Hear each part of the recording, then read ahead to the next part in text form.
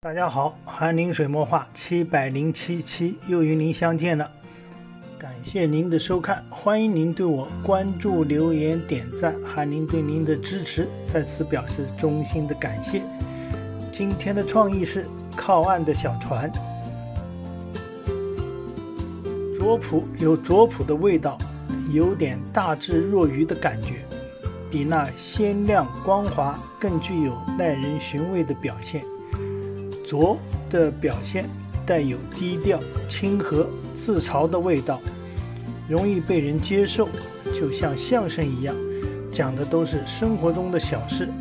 平常鸡毛蒜皮的事，相互揭短，浓郁的民间自嘲气息使然，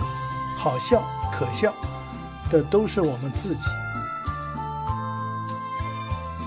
拙朴的表现是一种心理感受的表达形式，并非重视绘画技法的表现。越是表达内心的东西，越是要抹去绘画技法的痕迹，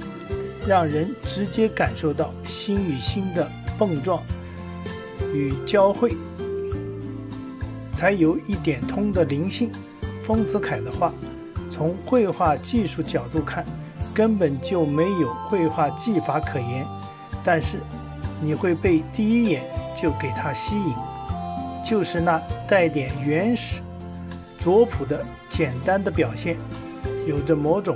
把你拉进生活真实而又从另外一个角度认识自己，这种智慧的表现远胜于玩弄绘画技法的表现。另外一个就是吴冠中先生，有些人推崇吴冠中的油画作品，当然吴先生的油画也一贯地体现出他的美学思想，但是和他的水墨画比较起来，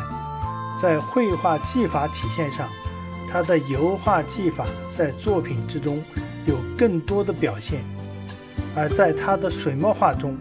纯技法的表现却少之又少，而这恰恰是学院派的人学不来的。他们一旦失去了技法表现的舞台，就像大海中航行失去了坐标一样，找不到绘画表现的方向，